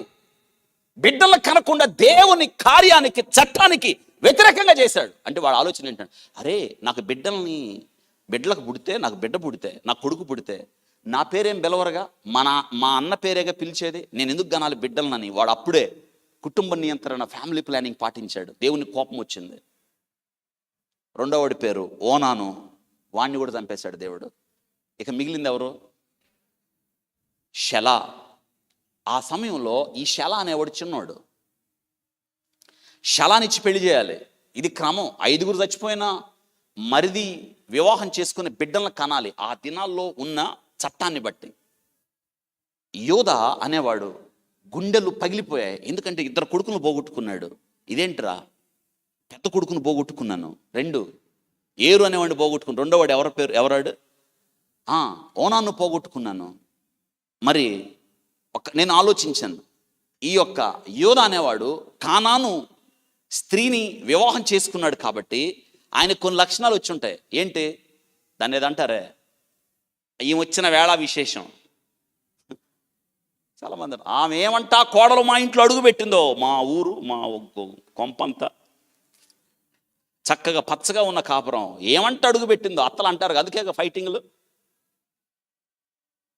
ఎవరు చెప్పారేమో తెలీదు, ఆయనకు ఒక అభిప్రాయం ఏర్పడి ఉంటుంది, తామారు వచ్చిన వేళ విశేషం మంచిది కాదు, నా ఇంట్లో అడుగు పెట్టిన వేళ విశేషం మంచిది కాదు, 2 కొడుకులను పోగొట్టుకున్నాను, ఇప్పుడు వీడు అసలే చిన్నోడు షలా, ఈ కొడుకుని నేను ఆమెకివ్వను. చట్టం ప్రకారం ఇవ్వాలా లేదా? ఇవ్వాలి. పెద్ద అయిందాక ఆగాలి. ఇవ్వనని ఆమెతో చెప్పాడు. తామారు కోడలతో ఏమన్నా తెలుసా, ఇదిగో 2 కొడుకులు చనిపోయారు, నీవు ఏరును చేసుకున్నావు, ఏరు చచ్చిపోయాడు. 2 ఓనాను చేసుకున్నావు, ఓనాను చచ్చిపోయాడు. ఇప్పుడు షలా అనేవాడు నా వాడు చిన్నోడిగా ఉన్నాడు, వాడు పెద్దోడు అవ్వాలి. వాడు పెద్దోడైందాక నీవు ఎక్కడ ఉంటావు? మీ అమ్మోళ్ళ ఇంటికి వెళ్ళిపో. వీడు పెద్ద అయిన తర్వాత నేను నీకు ఇచ్చి పెళ్లి చేస్తాను అన్నప్పుడు తామారు, వినండి, తామారు సరే అని పుట్టింటికి వెళ్ళిపోయింది. కొన్ని సంవత్సరాలు గడిచింది.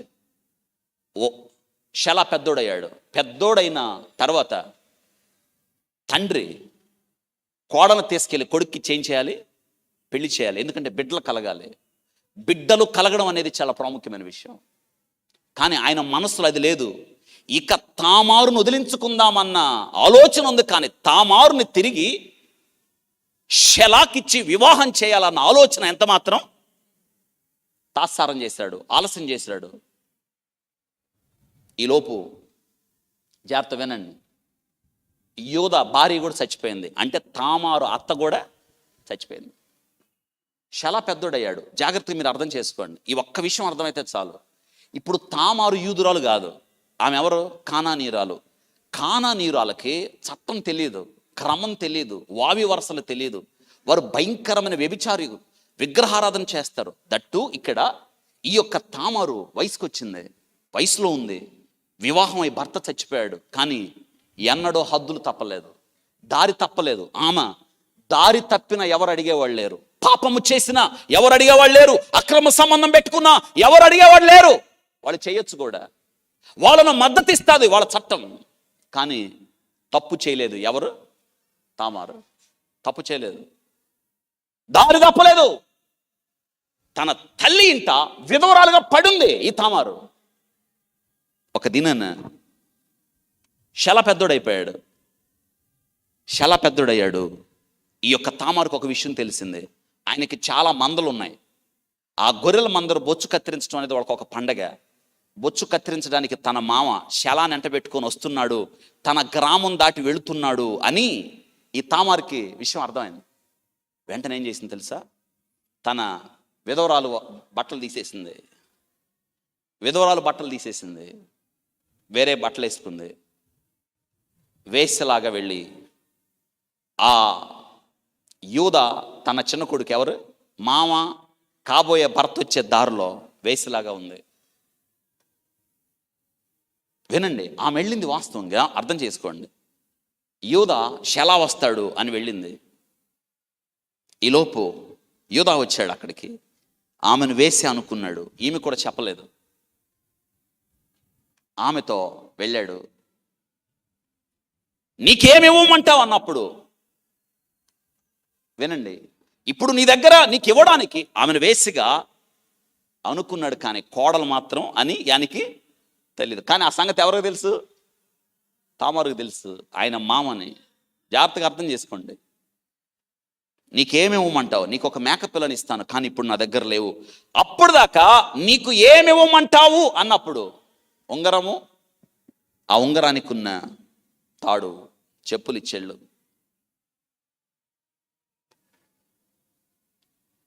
అయిపోయింది, ఇచ్చేశాడు. ఆమెతో ఉన్నాడు, వెళ్ళిపోయాడు.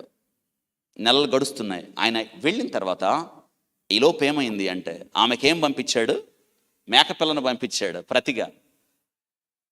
తన స్నేహితుడి ద్వారా మేకపిల్లను పంపించాడు. నేను తినానా, అక్కడ ఒక వేసి ఉంది, ఆమెకు నేను అప్పున్నాను, ఆమె దగ్గర నా ఉంగరం తాడుందో తీసుకొచ్చాయి, ఈ మేకపిల్లని ఇచ్చి అన్నప్పుడు ఆ ప్రాంతానికి, ఈమె ఎక్కడైతే ఉందో ఆ ప్రాంతానికి వచ్చి ఆయన విచారణ చేశాడు. ఇక్కడ వేసి ఎవరన్నా ఉన్నారా? వేసి ఎవరన్నా ఉన్నారంటే ఆయన చెప్పారు, ఇక్కడ వేసులు ఎవరు లేరు, ఇక్కడ ఎవరు లేరు. వెనక్కి తిరిగి వెళ్ళిపోయాడు. వేసులు ఎవరు లేరు ఇక్కడ అన్నప్పుడు ఈ స్నేహితుడు యూదాతో చెప్పాడు, అయ్యా అక్కడ వేసులు ఎవరు లేరంట, మరి నువ్వు ఎవరితో పోయావు? ఆయనకు అర్థం కాని సమస్య. కొన్ని నెలల తర్వాత యూదాకు ఒక విషయం తెలిసింది, తన కోడలు గర్భవతి అని. ఎవరు?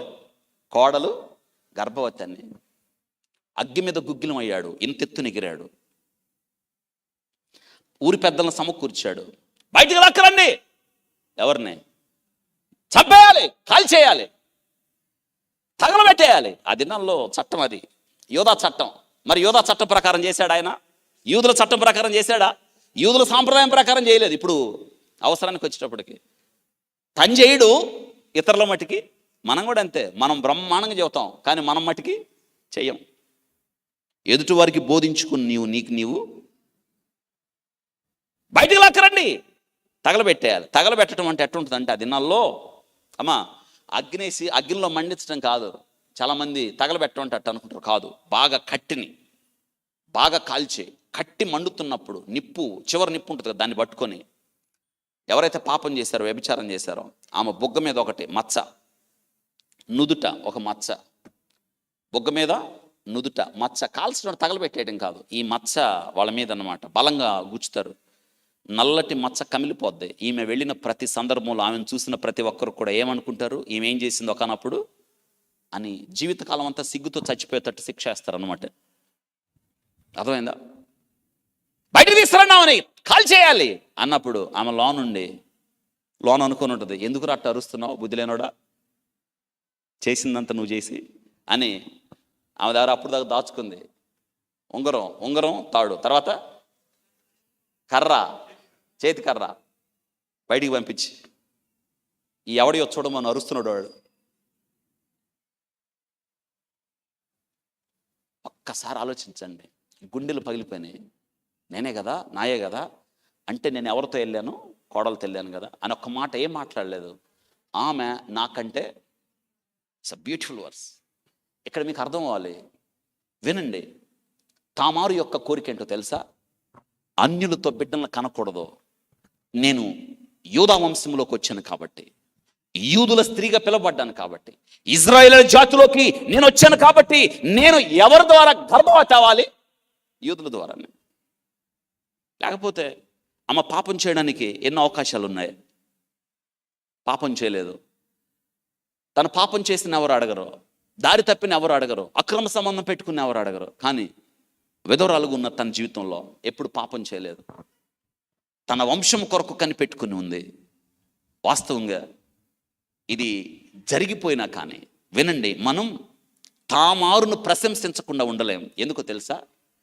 తామారు చాలా యోగ్యురాలు. వింటున్నారా? ఎప్పుడు ఆమె కోరిక అంతా ఏంటంటే, నేను ఎవరి వంశంలోకి వెళ్ళిపోయాను? ఇజ్రాయేలీల వంశం, యూదా కుటుంబంలోకి వెళ్ళిపోయాను కాబట్టి నాకు కలిగే బిడ్డలు వారి వల్ల కలగాలి. కానీ కానానీయుల వల్ల నాకు బిడ్డలు, నేను అపవిత్రం కాకూడదు. అందుకే ఆయన ఒక మాట అన్నాడు, ఆమె నాకన్నా నీతిమంతురాలు. ఆదికాండం. ఇప్పుడు రండి, మీకు అర్థమవుతుంది. ఆదికాండం 38వ అధ్యాయం.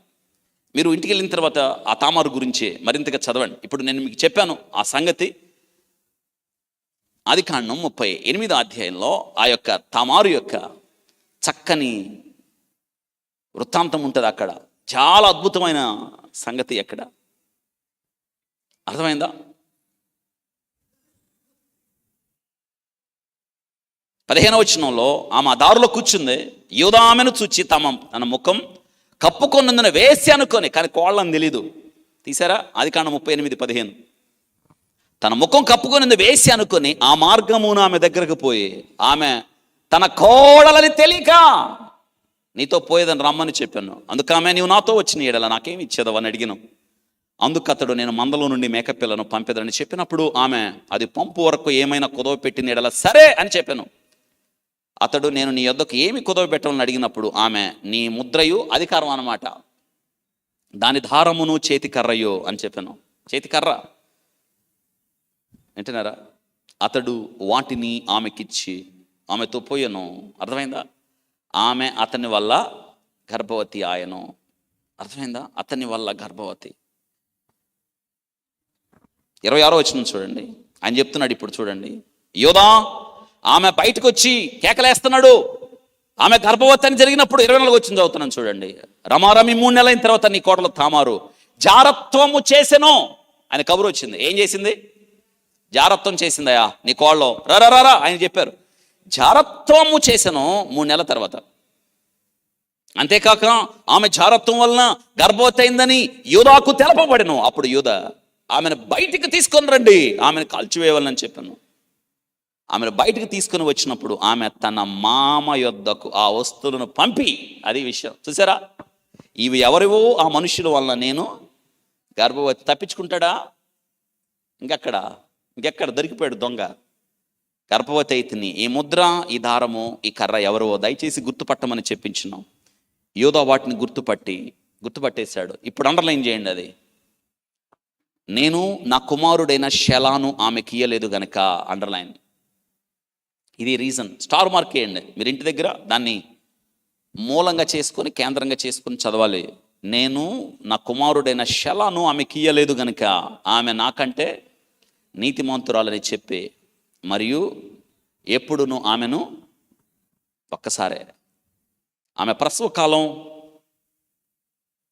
కమలవారు ఆమె గర్భమందుండ్రి. చూడండి ఎంతమంది ఉన్నారు? 2. ఆమె ప్రసవించున్నప్పుడు ఒకడు తన చెయ్యి బయటికి చాచిన గనుక మంత్రస్థాన్ని ఎర్ర నూలు తీసి వాని చేతికి కట్టి, ఇతను మొదటి బయటకు వచ్చినని అతడు తన చెయ్యి వెనక్కి తీసినప్పుడు అతని సహోదరుడు బయటికి వచ్చిన. అప్పుడు ఆమె, నీవేలా భేదించుకుని వచ్చితివి, అందుచేత అతనికి పెరేస్ అని పేరు పెట్టెను. తర్వాత తన చేతి తొగరగల అతని సహోదరుడు బయటికి వచ్చిన. అతనికి జరహు అని పేరు పెట్టిన. ఇప్పుడు యేసుక్రీస్తు వంశవాళ్ళు ఇద్దరు ఎవరు చేరారు? పెరేస్. ఇప్పుడు అర్థమైందా? పెరేస్ అంటే ఎవరు పుట్టాడు? మామకి కోడలికి. అద్భుతమైన విషయం. మళ్ళీ మామ కోడల వైపు కన్నెత్తి, బ్యూటిఫుల్ లేడీ. మీరు అనుకుంటారేమో అలాగా, తక్కువగా చూస్తారేమో, నీతిమంతురాలేమో. కట్టుబడిపోయి ఉంది కుటుంబానికి. అందుకే అంటున్నాడు, తప్పు నాది. వాస్తవంగా పెద్ద కొడుకు ఏరు చనిపోయినప్పుడు ఓనాన్ని ఇచ్చాను. ఓనాను చనిపోయినప్పుడు ఎవరినివ్వాలి? అవును, శలానివ్వాలి. శలానివ్వలేదు కాబట్టి తప్పు నాది. ఆమె నాకంటే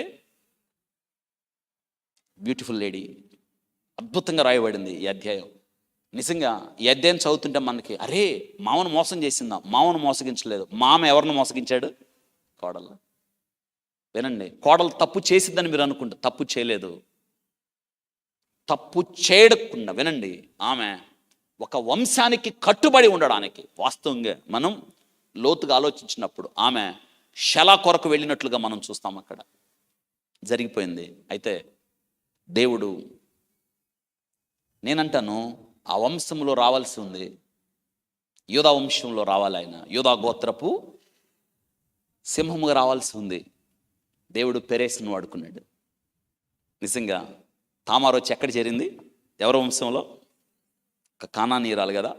నిజంగా దేవుడు చూడండి ఎంత గొప్పవాడు. మనం నిజంగా బైబిల్ చదువుతున్నప్పుడు, ప్రభువా నిజమే కదా, నాకు అర్హత లేదు, ఆధిక్యత లేదు ప్రభువా, అయినా నీ బిడ్డగా నన్ను చేసుకున్నావు, చేర్చుకోలేదా? మరి నిజంగా ఆశ్చర్యకరమైన విషయం ఏంటంటే, ఈ యొక్క వాక్య భాగాన్ని చదువుతున్నప్పుడు, మనం ఈ యొక్క తామారుని చదువుతున్నప్పుడు, తామారు స్త్రీలందరికన్నా మొట్టమొదట ప్రకటించబడిన స్త్రీ, రాయబడిన స్త్రీ.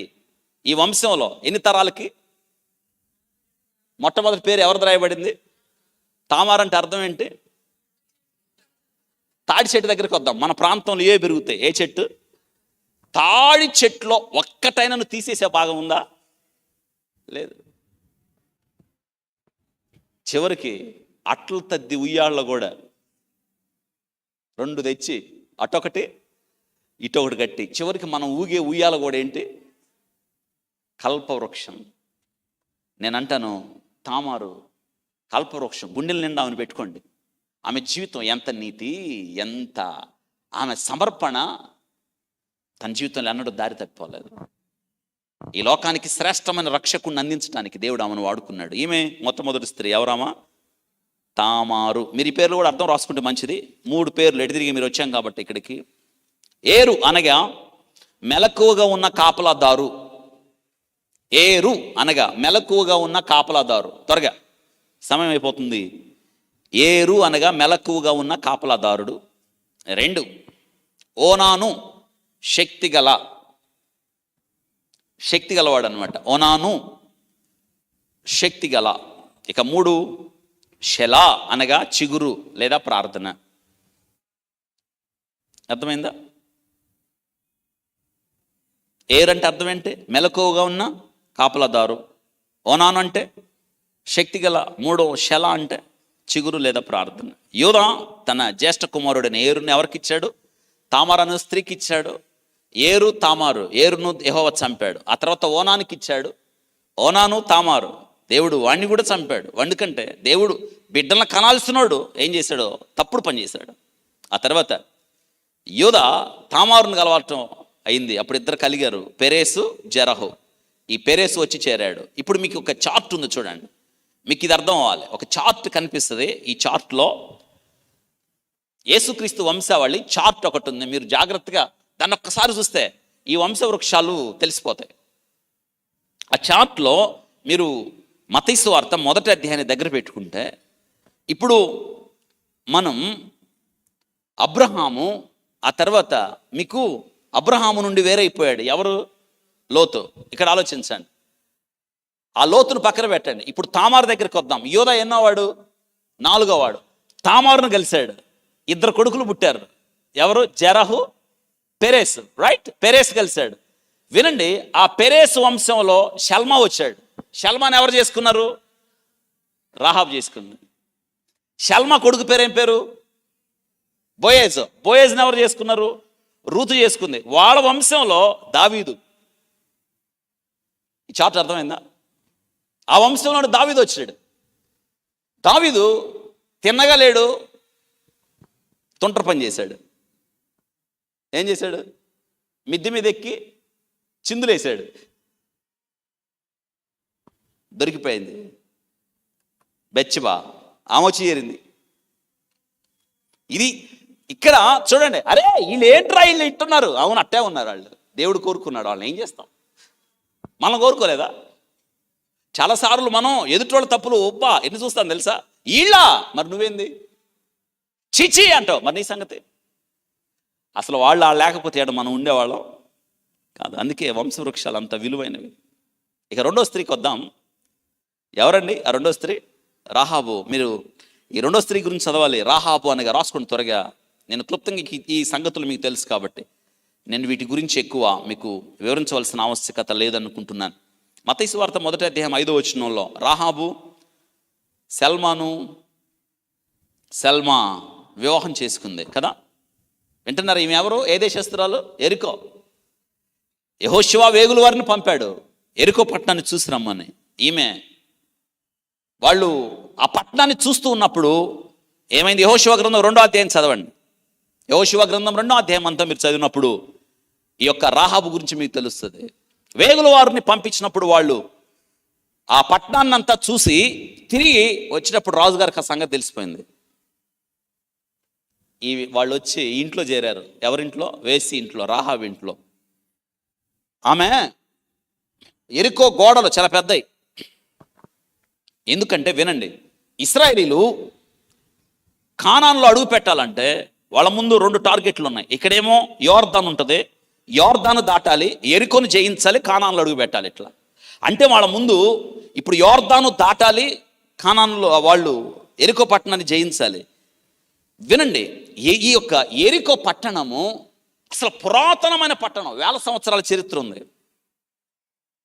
ఎరికో పట్టణంలో ఉన్న వినండి పండ్లు, ఎరికో పట్టణంలో ఉన్న పూల వృక్షాలు, ఎరికో పట్టణంలో ఉన్న సువాసనిచ్చే శ్రేష్టమైన చెట్లు ఈ ప్రపంచంలో ఎక్కడ లేవు ఆ కాలంలో. అందుకే ఎరికో నుంచి ఎప్పుడు సువాసన వస్తూ ఉంటుంది.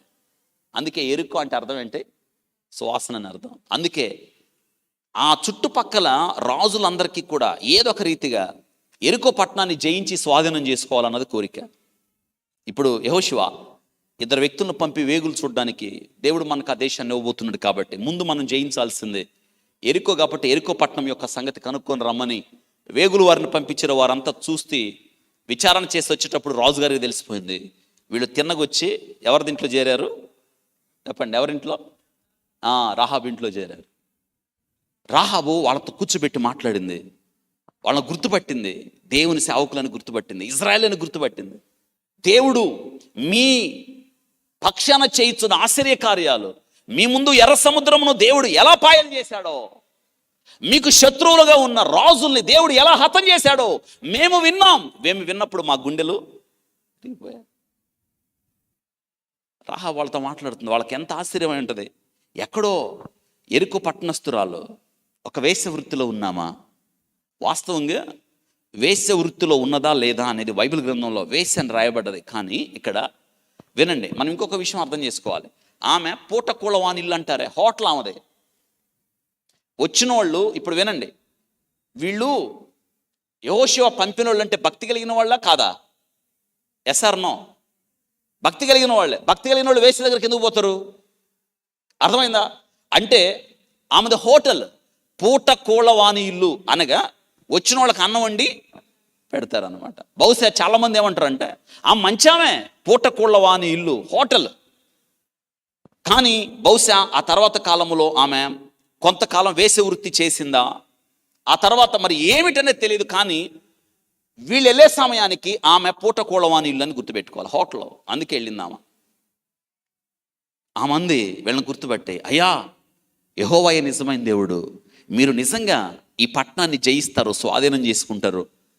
మీరు ఈ పట్టణాన్ని స్వాధీనం చేసుకునేటప్పుడు ఈ పట్టణంతో నాశనం కాకుండా నేను, నా తల్లిదండ్రులు, నా అన్నదమ్ములు, నా అక్క చెల్లెళ్ళు దయచేసి జ్ఞాపకం చేసుకొని, నేను వాళ్ళని ఏం చేసిందంటే రాజుగారు సైన్యం తరుముకుట్ట వస్తున్నప్పుడు పై గదిలో జనపనార కింద వాళ్ళని దాచిపెట్టింది. వాళ్ళతో మాట్లాడింది. నా దగ్గరికి వచ్చారు ఆ ఇద్దరు. వచ్చిన మాట వాస్తవమే, కానీ వెళ్ళిపోయారు. వాళ్ళని మీరు తరిమితే పట్టుకుంటారు అని చెప్పింది. ఎక్కడ దాచిపెట్టింది? వాళ్ళు మాత్రం ఇప్పుడు వాళ్ళు ఎతికారు అనుకోండి, ఈ సంగతి ఏంది? అవును కదా, ప్రాణానికి తెగించింది, సాహసం చేసింది. వాళ్ళు వెళ్ళిన తర్వాత జనపరం నుంచి బయటకు తీసి అంటుంది, నేను మీకు మేలు చేశాను కాబట్టి మీరు నాకు, వాళ్ళు అన్నారు నీకు మేలు చేస్తాం. యెహోషువ గారితో చెప్తాం, అయితే నీ ఇంట్లో వాళ్ళందరిని ఇంట్లో చేర్చుకో, కిటికీకి ఎర్రదారం కట్టుకో, మిగతా అంతా నాశనం అవుద్ది, నువ్వు కిటికీకి దారం కట్టు, నీ ఇల్లు నాశనం కాదు. వాళ్ళు వెళ్ళిపోయారు. వెళ్ళి యెహోషువకు చెప్పారు.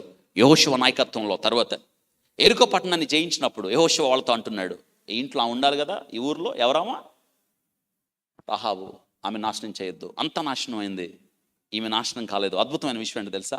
ఆ యొక్క రాహాబును ఇశ్రాయేలీలోకి ఆహ్వానం పలికారు. ఆ ఇశ్రాయేలీలో ఒకడు వివాహం చేసుకున్నాడు ఆమెని. ఎవడండి ఆయన? ఎవరు? షల్మా.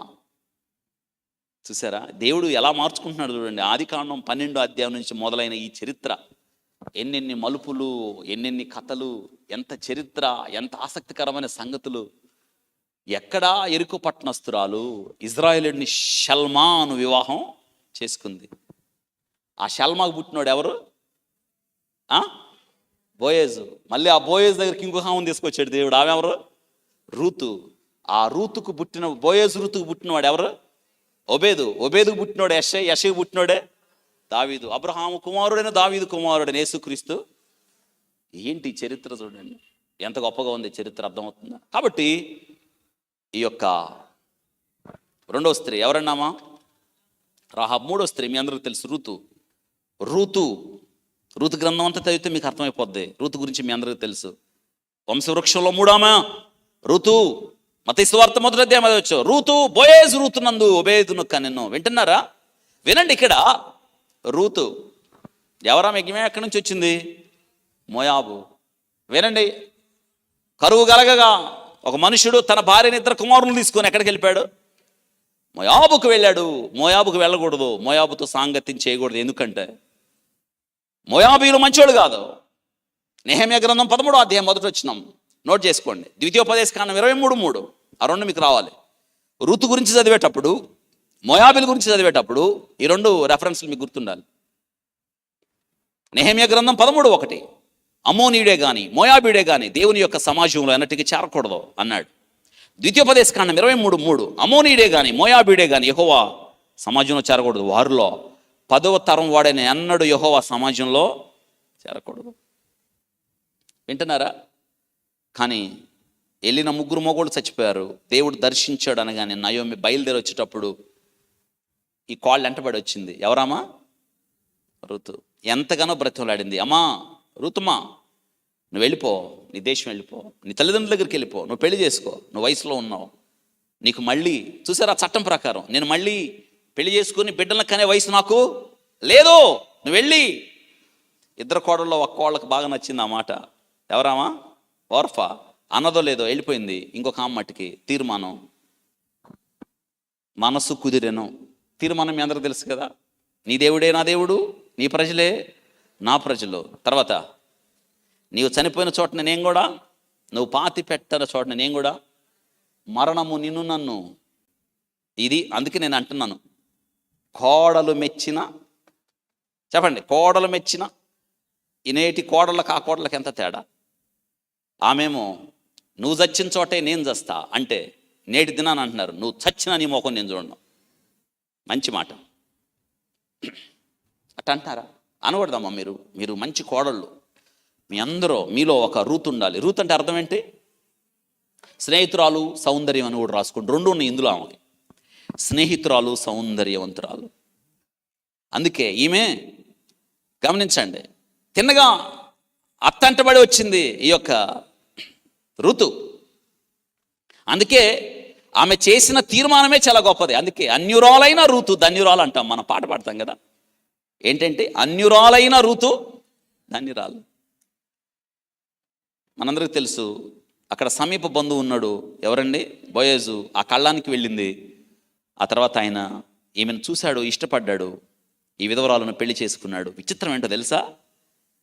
3వ అధ్యాయం రూతు గ్రంథం 3:11 ఎంత మంచి మాట ఉంటుంది చూడండి.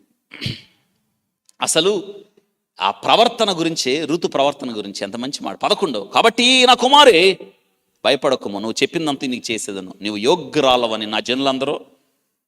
ఆ జనులు ఎవరు? ఈమెవరు? జనులందరూ ఎవరు? ఇశ్రాయేలీలు. ఈమెవరు? ఒక మోయాబీరాలు అంట. ఎవరంటామా? చక్కగా రాయబడింది, నీ యోగ్యురాలు అని. ఒక అన్యురాలు గురించి యోగ్యురాలు అని. ఇంకొక మాట 4వ అధ్యాయం. ఇక పెళ్ళయింది, బోయజు ఆమెను వివాహం చేసుకున్నాడు. 4వ అధ్యాయం 12వ వచనంలో చక్కగా రాయబడింది చూడండి. అక్కడ ఎఫ్రతలో నీవు క్షేమాభివృద్ధి కలిగింది అనవే, బెత్లెహేములో నీకు ఖ్యాతి కలిగి ఉందువు. యెహోవా ఈ యవ్వనురాలి వలన నీకు సంతానము దయచేను, నీ కుటుంబమును. అక్కడికి వెళ్ళి చూడండి, ఇప్పుడు తామారు యోదాకు కనిన పెరేసు కుటుంబం వలె ఉండునుగాక. ఎంత మంచి దీవెన వచ్చింది. అబ్బాబాబా, ఎప్పుడైనా ఆలోచించారా? ఇప్పుడు మీకు అర్థమై ఉంటుంది. యోదాకు కనిన పెరేసు, తామారు ఎవరికి కన్నది? కాబట్టి బోయజు రూతును పెళ్లి చేసుకుని ఆమె యొద్దకు పోయినప్పుడు యెహోవా ఆమె గర్భవతి ఉన్నట్లు అనుగ్రహించిన గనుక ఆమె కుమారుని కనెను. అప్పుడు స్త్రీలు దినమున నీకు బంధువు లేకుండా చేయని యెహోవా స్తుతించబడునుగాక. ఇక వంశం చూడండి, 18కి వద్దాం. 18, 19, 20 వంశవృక్షాలు. పెరేసు వంశావళి. మళ్ళీ పెరేసు దగ్గరికి వెళ్ళాం. పెరేసు హెస్రోనును కనెను, హెస్రోను రామును కనెను, రాము అమ్మినాదబును కనెను, అమ్మినాదబు నయోసోనును కనెను, నయోసోను సెల్మా. మీకు సెల్మా ముందు కొత్త పదాలు ఇక్కడ. సెల్మా ఎవరిని చేసుకున్నాడు పెళ్ళి? రాహాబు. వీళ్ళకి పుట్టినాడు ఎవడు? బోయేజు ఓబేదును కనెను, ఓబేదు యెషై దావీదును. అది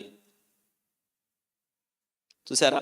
అత్త మెచ్చిన కోడలు, కోడలు మెచ్చిన అత్త. కోడలు మెచ్చిన అత్త భువిలో లేరు అన్నాడు. కానీ బైబిల్ గ్రంథంలో ఉంది. ఇప్పుడు మీరు తేల్చుకోండి, మీరు ఎవరిలాగా ఉండాలి? మీరు చెప్పే కంప్లైంట్ ఏంటంటే, మేము రూతులాగా మారడానికి మీరు అంటారు, నాకు తెలుసు మా అత్త నయోమిలాగా ఉండద్దా? ఉండదు, మీరు ఉండండి. అమ్మ వింటున్నారా? ఇక 4వ స్త్రీ ఎవరు?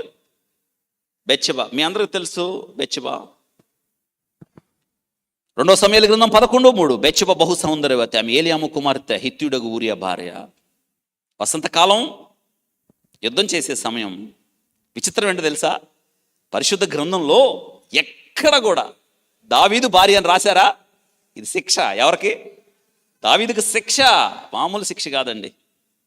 ఏమి శిక్ష వేశాడు దేవుడు? ప్రతిసారి పెళ్లి చేసుకున్నాడు ఎవరిని? కానీ దేవుడు ఏమంటున్నాడు? ఊరియా భార్య, ఈ ఒక్క శిక్ష చాలు.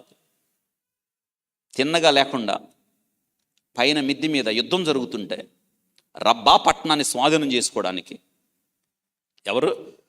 దావీదు. వసంతకాలం 11వ అధ్యాయం అంతా చదవండి, జరిగిన సంగతి రాయబడింది.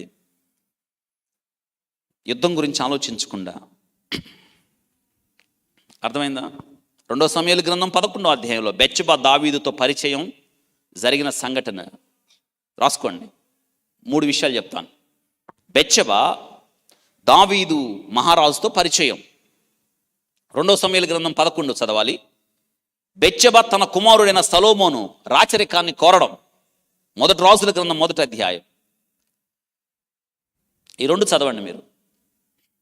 అర్థమైందా? ఇక ఈ బెత్షెబాను గురించి ఆలోచించినప్పుడు మనం, మీ అందరికీ తెలుసు దావీదు వసంతకాలం తిరుగుతున్నాడు.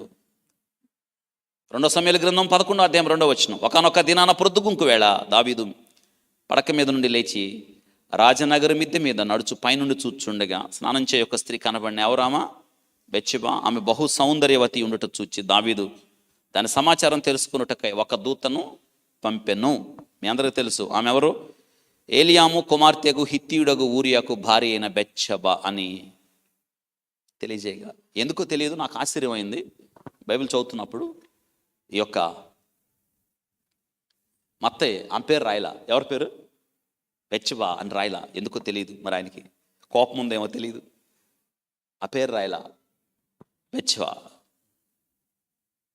బెత్షెబా అనగా ప్రమాణ పుత్రిక రాసుకోండి, లేదా వాగ్దాన పుత్రిక. అయితే దేవుడు ఎటువంటి వ్యక్తులనైనా క్షమిస్తాడు అనడానికి. ఎంత ఘోర పాపినైనా ఆయన క్షమిస్తాడు, చేర్చుకుంటాడు. నిజంగా బెత్షెబాని ఆ వంశంలో చేర్చుకున్నాడు. దావీదు విచారణ చేశాడు, మీ అందరికీ తెలుసు. ఆమెను పిలిపించుకున్నాడు, పాపం చేశాడు, ఆమె గర్భవతి, కబురు చేసింది. ఇక్కడ ఒక విషయం, దావీదుని నిందించాలా, ఆమె నిందించద్దా? దావీదుని నిందించాలా, ఆమె నిందించద్దా? చెప్పండి. అవును, శబ్దం రావాలంటే 2 చేతులు కలవాలి. ఆమెది కూడా తప్పు లేదని అనుకోవద్దు. మీరు ఇలా అనొచ్చేమో, రాజు కదండి, రాజు చెప్తే కాదంటావా? రాజు అంటే భయం కదా అనొచ్చు. శీలము కన్నా ఏది ముఖ్యం కాదు, పవిత్రత కన్నా ఏది ముఖ్యం కాదు. రాజుని నిర్ద్వందంగా తోసిపుచ్చచ్చు. రాజు ఆ కోరిక కోరినప్పుడు రాజు కళ్ళు తెరిపించవచ్చు. పైగా దావీదు చెప్తే వినేవాడు. దావీదు అంత క్రూరుడు కాదు, మంచోడు. ఆ సమయంలో అలా ప్రవర్తించాడు అంటే ఆలోచించండి. దావీదు కోరిన కోరికకు ఆమె ఎదురు చెప్పలేదేమో, చెప్పుంటే బాగుండేది, చెప్పలేదు. దానివల్ల పాపం వాళ్ళ భర్త ఎవరు ఊరియా, ఎవరతను? హిత్తీయుడు కూడా కానానీయుడు. ఎంత మంచోడో తెలుసా? నిజ దేవుని యందు విశ్వాసం ఉంచి యెహోవా దేవుడిని నమ్మి ఇటొచ్చి చేరాడు. బెత్షెబా వివాహం చేసుకున్నాడు. ఆయన అన్యుడు దేవుని నమ్ముకొని వస్తే అన్యుడికి దక్కిన ఫలం ప్రాణం పోగొట్టుకోవడం. అయితే దేవుడు ఊరుకున్నాడా? అస్సలు. చూడండి, ఈ 11వ అధ్యాయం, దాని ముందు అధ్యాయంలో దావీదు కడుపు నిండా అన్నం తింటాం 10వ అధ్యాయంలో చూస్తాం. కంటి నింద నిద్రపోవడం 10వ అధ్యాయంలో చూస్తాం. 11వ అధ్యాయం నుంచి దావీదు మరణ పర్యంతం వరకు శోకం మిగిలింది, కన్నీరు మిగిలింది, దుఃఖం మిగిలింది. దావీదు జీవితాన్ని దేవుడు అలా చేశాడు. మించి ఈ పరిశుద్ధ గ్రంథం అధ్యాయాలన్నిటిలో బెత్షెబా ఎక్కడ దావీదు భార్యగా చెప్పబడా, ఎవరు భార్యగా చెప్పబడింది? విచిత్రం ఏంటో తెలుసా? యేసుక్రీస్తు వంశావళిలో ఎవరి పేరు రాయబడింది? బెత్షెబా పేరా, ఊరియా పేరా? అది దేవుడిచ్చిన ఘనత. నిజంగా బైబిల్ గ్రంథం ఎంత గొప్పదో చూడండి. ఆ వంశంలో దేవుడు ఊరియాను రాసుకున్నాడు, ఆమె పేరు రాయలా. అయితే వాగ్దాన పుత్రికగా తర్వాత వాళ్ళ కుమారుడు పుట్టడం, దేవుడు చంపడం, మళ్ళీ పశ్చాత్తాపడడం, దేవుని వైపు తిరగడం. దేవుడు ఆ తర్వాత ఎవరినిచ్చాడు వాళ్ళకి? సొలొమోన్ని ఇచ్చాడు, మనందరికీ తెలుసు. ఇక ఈ బెత్షెబాకి 5వ స్త్రీని మనం తెలుసుకుంటాం. మీ అందరికీ తెలుసు, మరియా, చివరి మరియా. లూకాసు వార్త 1వ అధ్యాయం 42వ వచనంలో మనం చూస్తాం, స్త్రీలలో నువ్వు ఆశీర్వదించబడిన దానవు. చూసారా? కాబట్టి ఇక్కడ 16వ వచనం, మత్తయి వార్త 1వ అధ్యాయం 16. ఇక్కడ గమనించవలసిన విషయం ఏంటంటే, యాకోబు మరియా భర్త అయిన యేషేబును కనెను. ఇక్కడ చూడండి, యాకోబు మరియా భర్త అయిన ఎవరిని కన్నాడు? యేషేబును కన్నాడు. మళ్ళీ ఇక్కడ చూడండి, యేషేబు క్రీస్తును కనెను అని లేదు. ఇక్కడ ఏముంది? ఇదే మరి బైబిల్ గ్రంథంలో గొప్ప విషయం. పరిశుద్ధాత్ముడు ఎంత చక్కగా రాయించాడు చూడండి. మీరు ఆ వచనాన్ని చూడండి, 16వ వచనాన్ని చూడండి. యాకోబు మరియ భర్త అయిన యేషేబును కన్నాడు. వాస్తవంగా ఏం రాయాలి ఇక్కడ? యేషేబు క్రీస్తును కనెను అనాలి. కానీ ఏముంది ఇక్కడ? ఆమె యందు క్రీస్తు అనబడిన యేసు ఆమె యందు. అంటే ఎవరి ప్రమేయం లేదు? పురుషుని ప్రమేయం, యేషేబు ప్రమేయం లేదు. నిజంగా మరియా చేదు లేదా తిరుగుబాటు అని అర్థం. రాసుకోండి, మరియా మిరియాము అనే పదం నుంచి వచ్చింది, హెబ్రీ పదం మిరియాము. ఇంకొక అర్థం కూడా ఉంది వాస్తవంగా, చేదు తిరుగుబాటు. దాన్ని తర్జుమా చేసేటప్పుడు ఇంకొక పదం ప్రియమైన అని కూడా ఉంది. నేను ఇలా అంటాను, చేదు తిరుగుబాటు క్రీస్తు ప్రభు దగ్గరికి వచ్చినప్పుడు ప్రియమైన జీవితాలుగా మార్చబడతాయి అనడానికి. మరి జీవితం చాలా శ్రేష్టమైంది. కాబట్టి నిశ్శబ్ద కాలంలో నేను చెప్పాను, పాత నిబంధన కొత్త నిబంధన, ఈ మధ్య నిశ్శబ్ద కాలంలో దేవుడు 400 సంవత్సరాల వ్యవధి తర్వాత దేవుడు మరియతో మాట్లాడాడు. దూతను పంపే, నువ్వు దయాప్రాప్తురాలు, నీకు శవం.